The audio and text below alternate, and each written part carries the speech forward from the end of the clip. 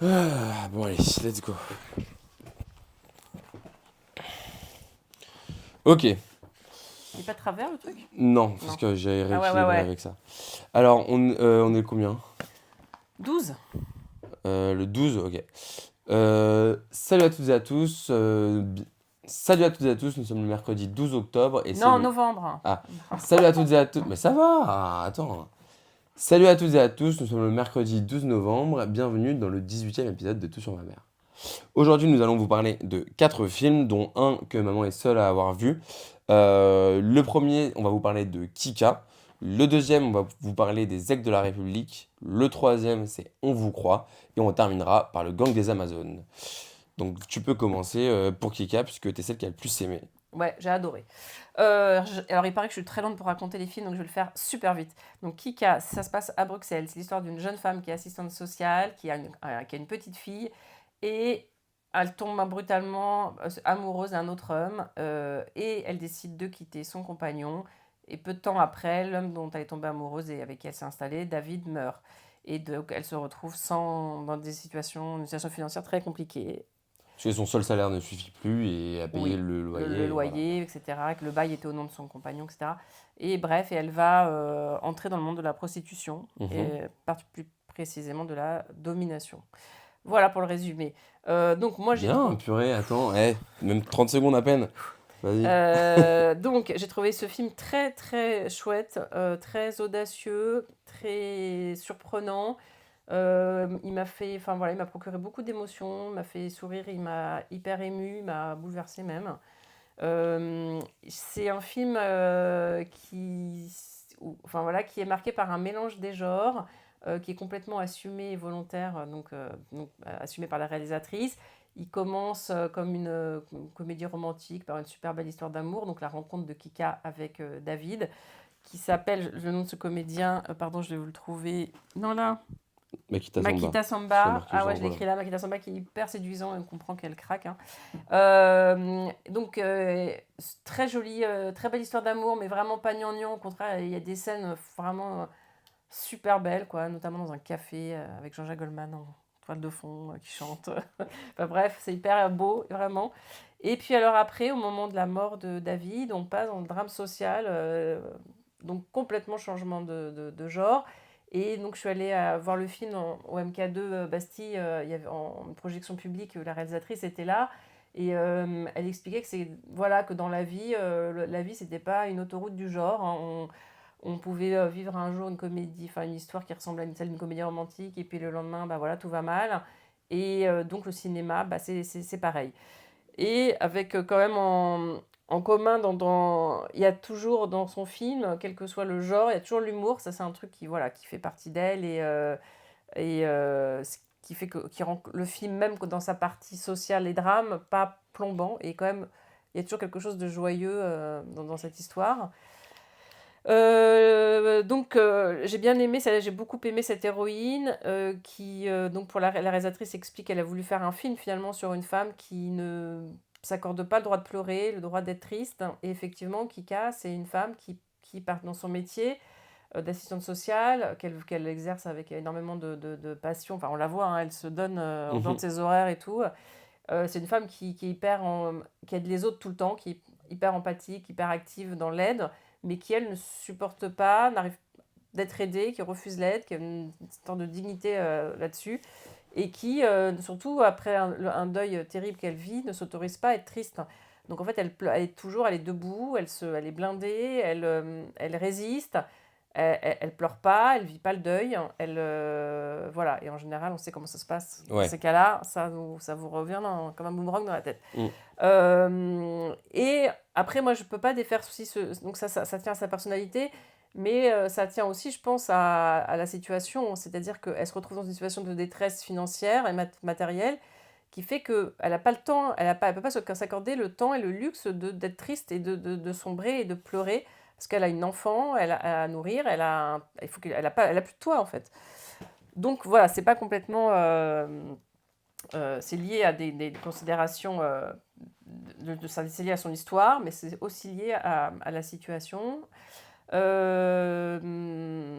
Et donc cette femme, elle va chercher un moyen de gagner de l'argent rapidement et elle va se tourner vers la prostitution, mais une niche dans la prostitution qui est la domination. Donc elle va se faire payer par des hommes pour les maltraiter, pour les brutaliser.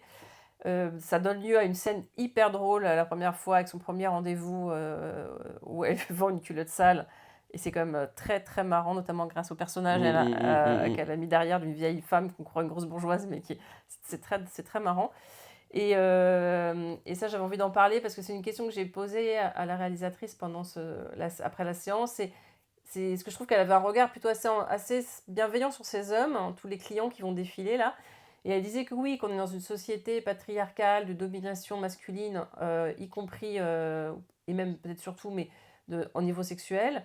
Et que là, elle avait envie de montrer des hommes qui n'étaient pas dans ce schéma-là et pour qui c'est difficile de ne pas être dans ce schéma-là.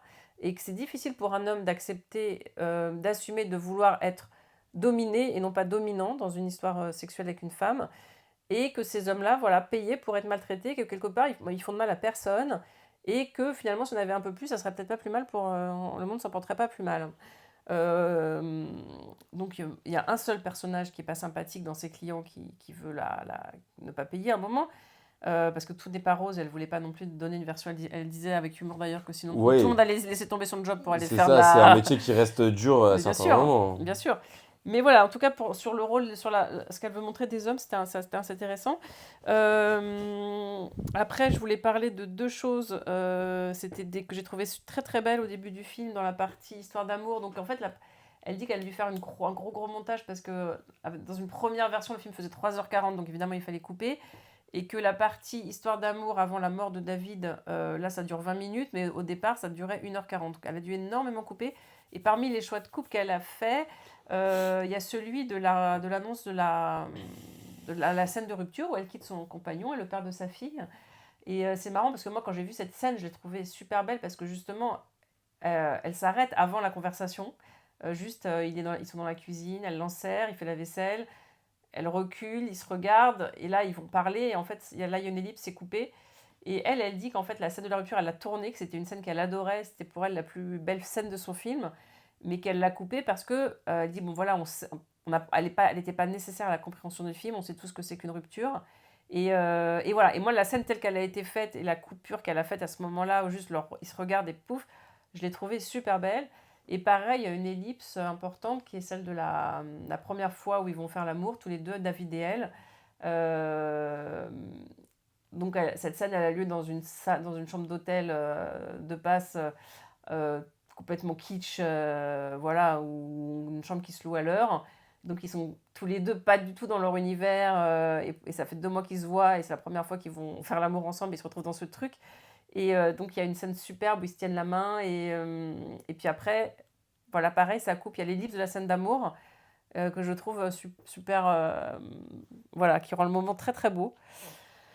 Je crois que c'est bon. Ouais. Tu crois que j'ai dit tout ce que je t'avais dit que je voulais dire? Bah ouais. Et du coup, je trouve ça génial en fait ce film. Je trouve qu'il emmène vers des choses un peu particulières. Il y a des scènes difficiles, à part, ouais, je vais comme le dire, les scènes de soumission, les scènes de prostitution. Oh merde. On est en Pardon. train de casser notre lampe, Marius. Ma lampe japonaise. Mais elle disait qu'elle a une fille de 13 ans et qu'elle aimerait pas que sa fille voit le film avant de 17 ans. Donc je fais passer Ouais, le après, moi, message. 17 ans, je trouve ça hyper Bon, tard. c'est ce Pour qu'elle ma dit. troisième seconde. Ouais, mais c'est le droit d'avoir son avis, le droit d'avoir le Bon, mien. voilà, Hein. oui, bien sûr. Troisième Bon, seconde, je c'est bon. transmets, voilà, 14-15. la vie là. Et un truc, bah, toi, tu t'en parleras, mais c'est le jeu de l'actrice hein, qui est quand même assez génial et qui traduit tellement la complexité de ce personnage et ses différentes facettes. Elle est à la fois douce, elle est naïve, elle est pure, hein. Elle a un côté pur, hein, son visage, et en même temps, elle a vachement de caractère. Elle a une voix en plus très grave, et qui fait qui contrebalance avec son. Elle est assez fantasque aussi par moments. Enfin, elle est très. Puis elle ose ce truc-là d'aller dans ce monde, voilà, qu'on découvre avec elle, parce que l'actrice ne connaissait pas du tout ce monde je sais pas, de la domination. Enfin, et comme beaucoup de monde d'ailleurs, on ne la connaît pas. Et la réalisatrice lui avait demandé de rien lire avant pour avoir ce regard de découverte comme son personnage et comme la plupart des spectateurs. Donc voilà, moi, ce film m'a hyper touchée. J'adore, je le trouve magnifique. Ok. Bah moi, du coup, effectivement, il y avait le jeu d'actrice, mais du coup, t'en as déjà parlé. Mais Mais tu peux en redire des choses, hein. bon, non, mais j'ai pas grand chose à dire, hein. Je trouve que Manon Cavell, elle s'appelle. c'est excellemment bien interprété. Après, non, mais je suis d'accord avec les qualités qui ont été données. Moi, je trouve que moi, il m'a pas complètement emporté. J'ai pas trouvé l'histoire d'amour ultra touchante. Ah. Je trouve que effectivement le film devient très intéressant quand le personnage masculin meurt parce que en fait tu t'y attends pas du tout, donc t'es avec elle dans ce choc de se dire putain merde, parce qu'en fait tu la vois avec elle, l'histoire d'amour, donc tu vois qu'elle elle est hyper emportée dans ce truc là et que c'est quelque chose qui est très important pour elle et que vraiment elle est très très amoureuse. Donc toi Puis pour toi déjà, c'est dur en tant que elle a spectatrice. osé, c'est une femme qui avait quand même une vie un peu tracée, tu vois, Mm. elle a osé envoyer, elle a eu le courage, parce que tout le monde ne l'a pas, Ouais. de vivre cette histoire, ouais. Tu le vis. Et du coup, tu le vis avec elle, donc effectivement, c'est compliqué. Donc à partir de ce moment-là, le film commence vraiment. Et moi, ça m'a vraiment intéressé. Après, en fait, je pense que au fur et à mesure là, que j'y repense, je, je trouve que en fait, je pense que si moi, il m'a pas non plus.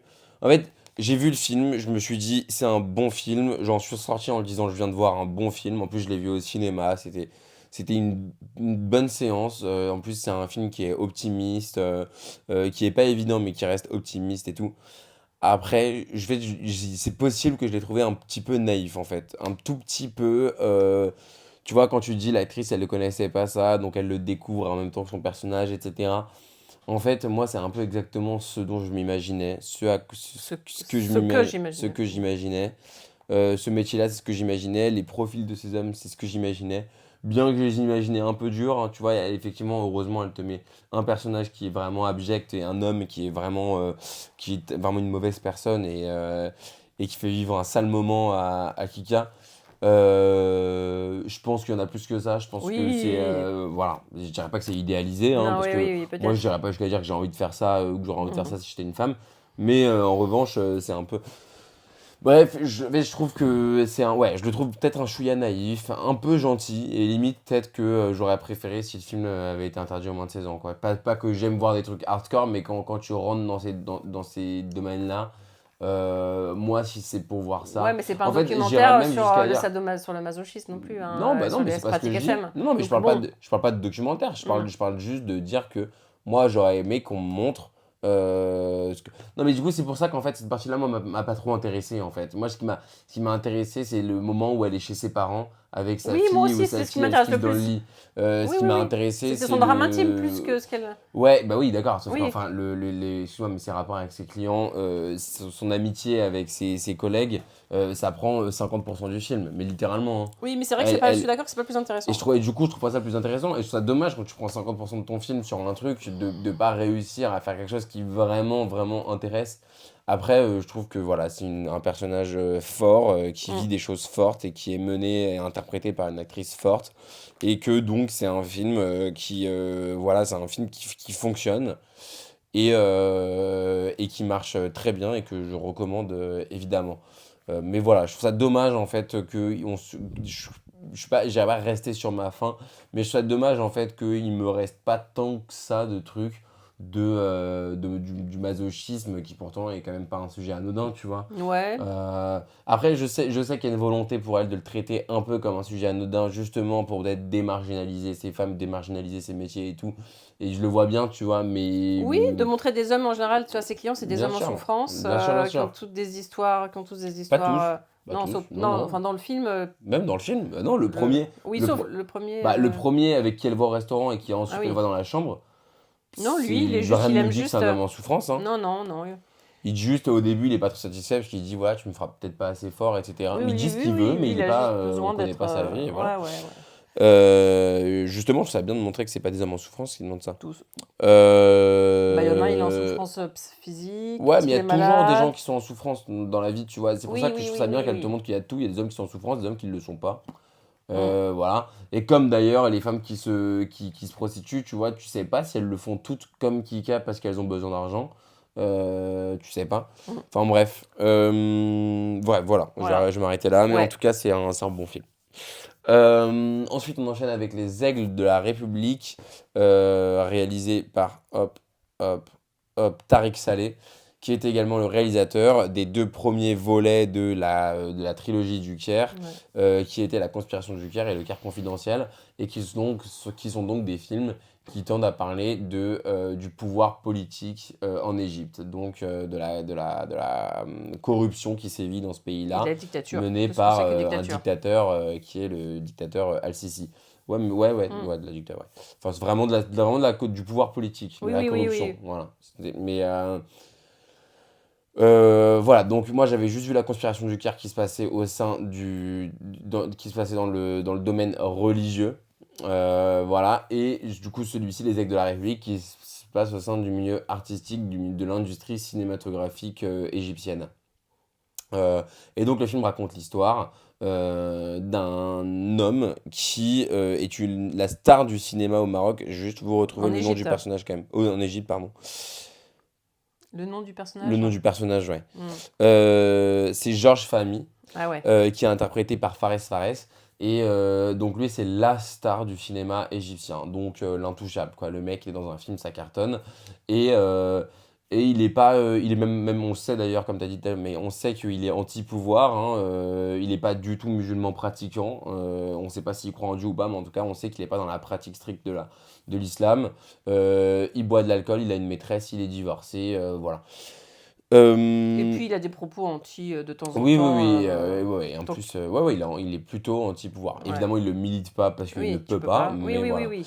Et en fait, du jour au lendemain, on va vouloir un peu dans une, j'ai l'impression, moi, dans une volonté de le faire redescendre sur terre, un peu, de lui dire qu'il n'est pas intouchable et qu'il n'est pas au-dessus des lois. On va lui demander de jouer, d'interpréter le président Al-Sisi dans un biopic sur sa vie, quoi. Donc en héros de guerre, évidemment, le culte de la personnalité et tout. Il Et se ressemble lui, pas du tout physiquement en plus. non, il n'a rien à voir. Et lui, va pas, lui va évidemment refuser, ça l'intéresse pas. Voilà, faire un film de propagande, un film de pouvoir, ça l'intéresse pas. Mm, Mais il va se rendre compte petit à petit qu'il n'a pas le choix. mm. Et donc, ça va être sur le déroulé du tournage de ce film, où lui va quand même faire ses caprices hein, pour tourner telle scène de telle manière, Il résiste etc. un temps qu'il peut. Donc, Oui, oui, résistant qu'il peut. Mais ouais. ensuite, t'as quand même une grosse partie du film où c'est le tournage et où il va demander à tourner telle scène de cette manière, Oui, c'est ça. etc. C'est une forme de résistance, tu vois. Voilà, sauf qu'à la tête du film, on a un mec qui connaît rien au cinéma, hein, voilà. Et voilà, donc c'est cette histoire-là. Et donc, parallèlement à ça, on aura évidemment toutes les intrigues de l'État, notamment dans les dîners avec le ministre de la Défense, c'est ça? Non, le Premier Ouais, ministre. ouais, le ministre de la Et guerre, le ministre de machin. voilà. Et moi, ce que j'ai beaucoup aimé, c'est vraiment le mélange des genres. C'est un thriller tout du long, mais c'est aussi un peu une comédie tout du long. Et en fait, ça devient jamais une parodie de thriller ou l'inverse. C'est vraiment une comédie et un thriller parce Mm. qu'on a un personnage principal qui est extrêmement haut en couleur, qui est drôle, qui est décalé, etc., qui en fait un peu qu'à sa tête. Et en même temps, il y a évidemment une volonté de se moquer de l'État, du pouvoir égyptien. Hein. Donc, de ce point de vue-là, ils en prennent aussi pour leur grade, pour leur grade, et c'est aussi drôle. Et à côté de ça, ça reste tout du long et de manière d'ailleurs crescendo, ça reste un thriller politique où on se rend compte de la gravité de la corruption qui sévit au sein du pouvoir égyptien. Donc ça, c'est quelque chose qui est extrêmement bien réussi par le réalisateur. On a aussi de très belles images, de très beaux plans, c'est très bien réalisé. Une très belle musique aussi d'Alexandre Desplat, qui est un grand compositeur français. On a beaucoup de chance de l'avoir et vraiment, il compose des musiques hallucinantes dans des films américains, égyptiens comme celui-ci, français, enfin de partout. Voilà, donc moi j'aime beaucoup. Et on a aussi de très très bons interprètes en la personne de Fares Fares, donc comme j'en ai parlé tout à l'heure, Et ouais, pour il est le génial. personnage principal. Mélina Koudry qui joue aussi très bien, qui pourtant n'a pas un rôle majeur, mais qui s'illustre très bien, je trouve. Et voilà, tous ceux qui l'accompagnent sont également très bons. Voilà, donc je trouve que c'est un film voilà, qui est plein de qualités, qui est captivant, qui fonctionne bien, que j'ai peut-être un petit peu moins aimé que La Conspiration du Caire, mais voilà, qui reste très très bon et que je recommande à tout le monde. Et ben moi, pareil. Moi, j'ai adoré vraiment ce film et vraiment beaucoup, beaucoup repensé après. C'est un film qui reste, qui est très fort. Donc, c'est un vrai thriller, c'est-à-dire qu'effectivement, c'est hyper haletant. T'es pris dans le suspense, t'as envie de savoir la fin, tu as peur. Voilà, et c'est un grand film politique, en fait. C'est un film qui montre, le côté implacable d'une, dictature.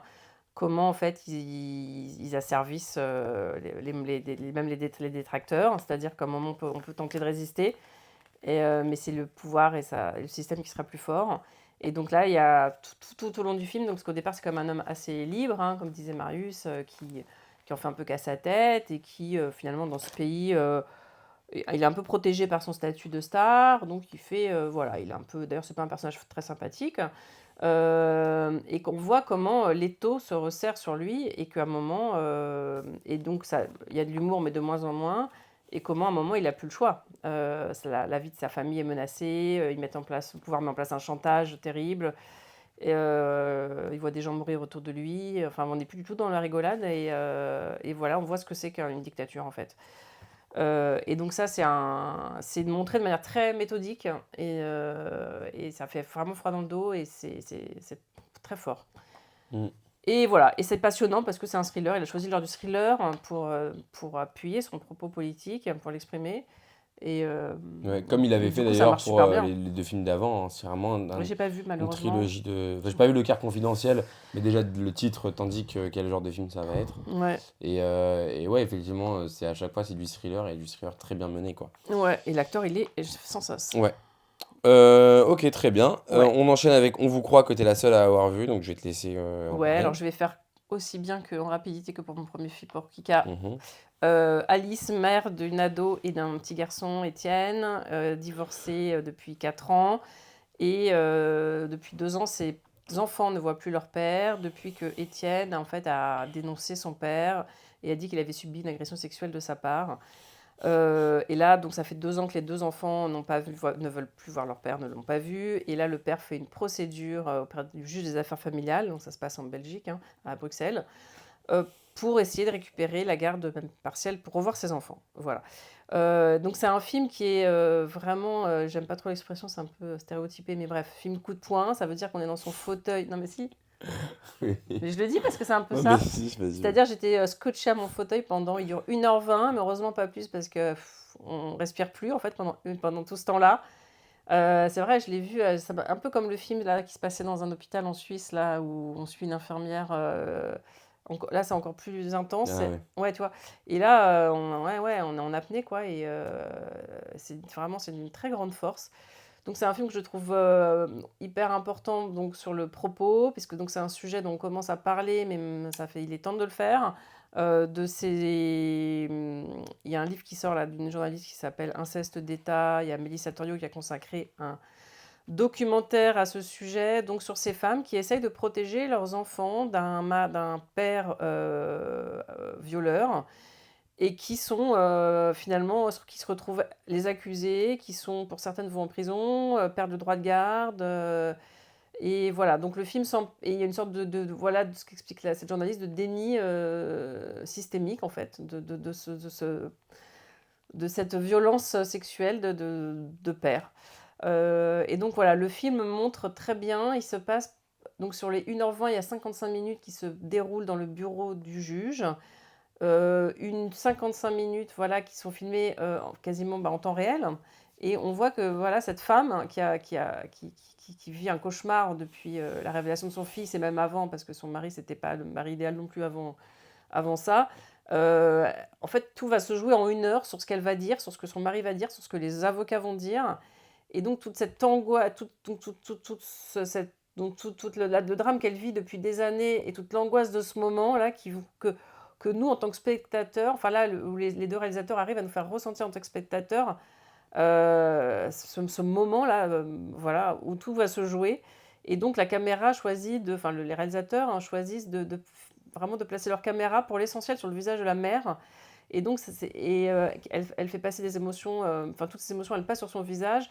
Donc, même quand c'est le père qui parle, même quand c'est l'avocate du père qui parle, il y a très souvent des gros plans sur son visage à elle.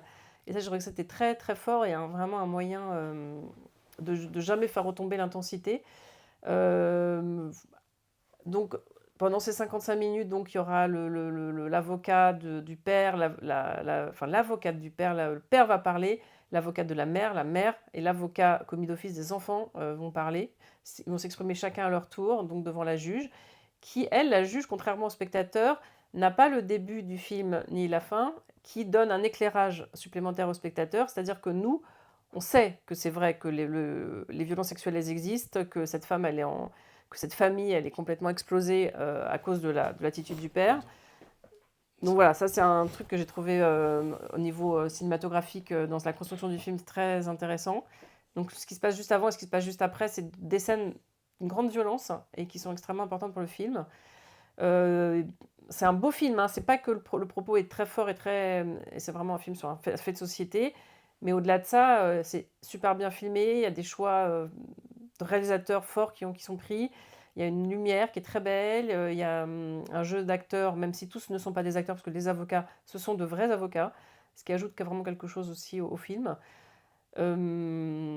Voilà. Donc Ok. j'ai adoré vraiment, c'est un film superbe. Et il y a une interview qui va sortir. Oui, j'ai pu rencontrer la semaine dernière, ou il y a 10 jours, le duo de réalisateurs, un homme, une femme. Donc lui est réalisateur, elle est infirmière dans le milieu des violences sexuelles, voilà. Et donc voilà, une interview d'une demi-heure que je vais couper un petit peu pour qu'elle soit un petit peu moins longue et qu'on diffusera demain ou après-demain. Voilà, Voilà. mais je vous invite vraiment à le voir, hein, ce film. Bah, allez voir le film et enchaîner avec l'interview, c'est toujours Ouais, hyper intéressant pour apporter des éclairages supplémentaires à un film, la manière dont il a été fait, etc. ouais. Voilà, et on va donc finir avec le dernier film qui est Le Gang des Amazones, réalisé par Mélissa Drijard. Euh, et c'est donc l'histoire de quatre femmes, chacune interprétée par donc Lina Coudry, Mallory Vanek, Isia Higelin et Laura Felpin.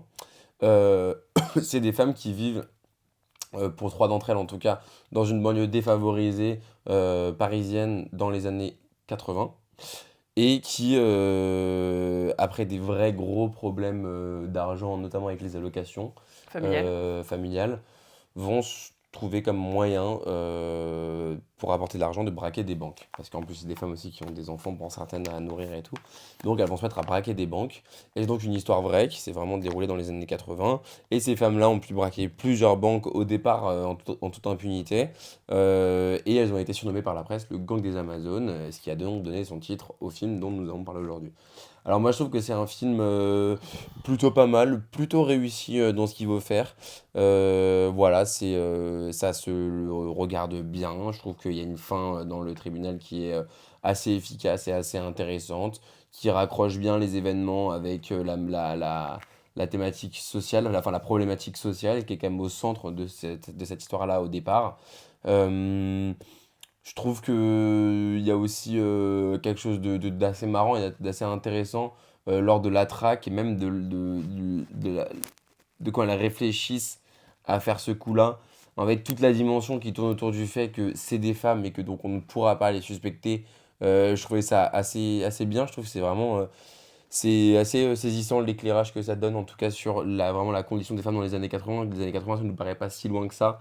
N'empêche qu'à l'époque, vraiment, visiblement, ça J'étais là, paraissait moi, hein. inimaginable. Bah ouais, non, mais ça paraissait inimaginable que des femmes braquent des banques, quoi. Donc, Et des femmes avec ce profil, encore une fois, parce que bon, et avec ce profil-là. oui, Oui, oui. mais je trouve qu'elle donne l'accent sur des femmes. Parce que c'est pas non plus le profil les moins à même, hein. C'est des, c'est des femmes qui ont des amies délinquantes et qui vivent dans des banlieues avec des délinquants, hein. Ouais, Tu vois? Donc c'est ouais, pas ouais, non ouais, plus. ouais, ouais, ouais. Tu vois, Oui, oui, oui, oui, c'est oui. pas un groupe de filles en pavillon, Ouais, tu ouais, vois, ouais. Mm. elles viennent d'une cité, leurs Ouais. potes ils ont des armes, des voitures, enfin c'est quand même, Oui, tu oui, vois, c'est oui, pas oui, non plus le oui. profil le C'est moins à pas même, hein. angélique, ouais, ouais. Mais le fait que ce soit des femmes, ça les exclut d'office. Donc voilà, ça je trouvais ça sympa. Après, je trouve qu'il y a des lacunes en termes. Enfin, il y a vraiment des grosses différences. Le problème, c'est que c'est un film qui est sur quatre femmes, qu'on voit constamment, ces quatre femmes qui interagissent entre elles. Et que quand on a qui jouent plus ou moins bien que d'autres, en fait, ça crée vraiment un problème parce que des différences. Je trouve que Isia Higelin et Mallory Vanek s'en sortent très bien, surtout Isia Higelin. Elles sont vraiment fortes, elles incarnent des personnalités assez différentes, elles le font très très bien. Et à côté, t'as Lina Coudry, je trouve, elle hérite peut-être d'un personnage un peu plus caricatural, mais je trouve qu'elle Ouais. renforce la caricature en plus dans son jeu qui est pas très juste en fait, qui est même parfois un peu faux. Et Laura Felpin aussi, qui est un petit peu faible. C'est une personne que j'adore par ailleurs, hein. J'aime bien la femme, mais là, dans ce film-là, en J'aime la tout cas. femme, mais pas l'actrice. Bah ouais, non, mais c'est vrai. Enfin, j'aime pas l'actrice, je sais pas. En vrai, j'ai pas vu dans 30 000 trucs. Mais en tout cas, là, j'ai un petit peu de mal, alors que j'ai vraiment de la sympathie pour la personne. Mm. Donc voilà, donc ça je trouve ça pose problème à plusieurs moments du film. Je trouve que le début est long aussi avec les scènes de braquage, je trouve que ça s'éternise un petit peu et qu'au final ça reste assez classique.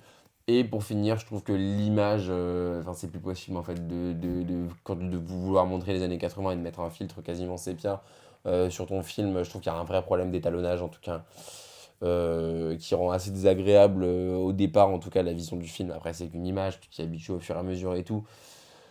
Mais voilà, donc et puis voilà, ça reste un scénario assez classique, une adaptation assez classique, sans Ouais, ouais. grand chose non plus à se mettre sous la dent en termes d'écriture de personnages et tout, Mm. donc c'est pas non plus un grand film, Mm. mais ça se laisse regarder. Ouais, je suis d'accord.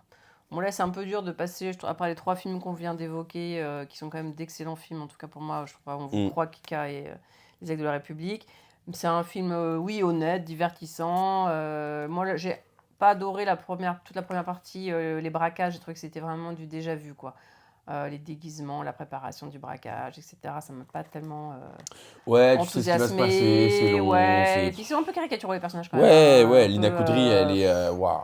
Mais en revanche, j'ai été bien plus prise dans la partie procès, que j'ai trouvé vraiment intéressante, les plaidoiries, les stratégies des avocats, je me suis mise à la place du jury, à écouter, écouter le discours du procureur, et on peut pas laisser des vols, des voleurs, vivre en toute Des impunité, voleuses. des voleuses, et le discours, ouais, mais en fait elles ont volé parce que il y a eu une faille dans le système, parce qu'elles n'avaient pas d'argent pour nourrir leur famille. Parce que C'est pas des inégalité, pour une inégalité sociale aussi. inégalités Est-ce qu'un autre, sociales, c'est la société qui a fait d'elles ce qu'elles sont parce d'aujourd'hui. que c'est pas des délinquantes en col blanc, hein, Mm. mais du coup voilà, tout ce qui se passe, l'enjeu du procès est intéressant et il est bien foutu, Ouais, hein. c'est bien fait. Voilà. Et puis j'ai bien aimé aussi toutes les plans et toutes les scènes où elles sont à l'extérieur du tribunal. Oui, C'est où t'as les parents qui viennent les voir, où elles sont déposées en sortant du camion, ouais, etc. ouais, Où elles se ouais. regardent, Oui, il y a toujours un truc qui reste très fort entre elles, Il y a un qui truc est qui assez reste beau, fort hein. entre elles, même s'il y a un truc qui se brise aussi et qui se Ouais, modifie, parce que le ouais. personnage de Mallory Vanek fait un autre choix de défense qui est celui de nier jusqu'au bout en Ouais. fait, parce que c'est la seule qui vient d'une famille un peu plus aisée,